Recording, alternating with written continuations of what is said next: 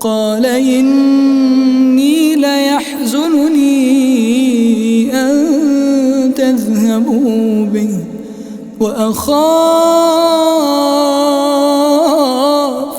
وأخاف أن يأكله الذئب وأنتم عنه غافلون. أعوذ بالله من الشيطان الرجيم. بسم الله الرحمن الرحيم.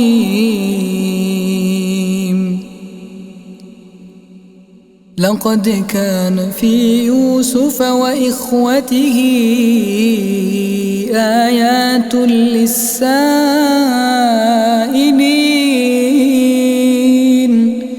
إذ قالوا ليوسف وأخوه أحب إلى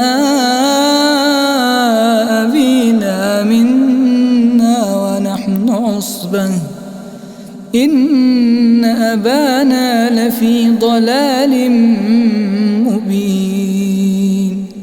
اقتلوا يوسف أو اطرحوه أرضا يخل لكم وجه أبيكم وتكونوا من بعده قوما صالحين. قال قائل منهم لا تقتلوا يوسف وألقوه في غيابة الجب يلتقطه بعض السيارة إن كنتم فاعلين.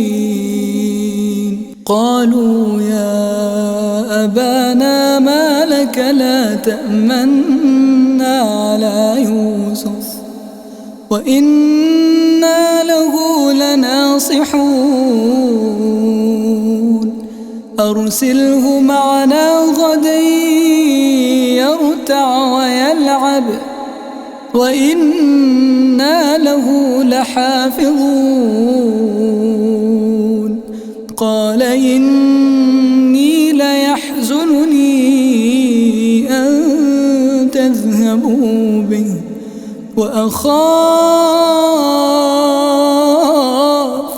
وأخاف أن يأكله الذئب وأنتم عنه غافلون.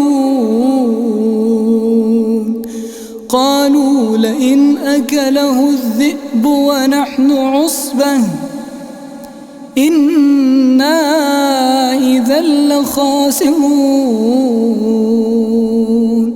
فلما ذهبوا به وأجمعوا أن يجعلوه في غيابة الجب وأوحينا إليه لتنبئنهم بأمرهم هذا وهم لا يشعرون. وجاءوا أباهم عشاء يبكون. قالوا يا أبانا إنا ذهبنا نستبق وتركنا يوسف عند متاعنا فأكله الذئب وما أنت بمؤمن لنا ولو كنا صادقين. وجاءوا على قميصه بدم كذب قال بل سولت لكم أنفسكم أمرا فصبر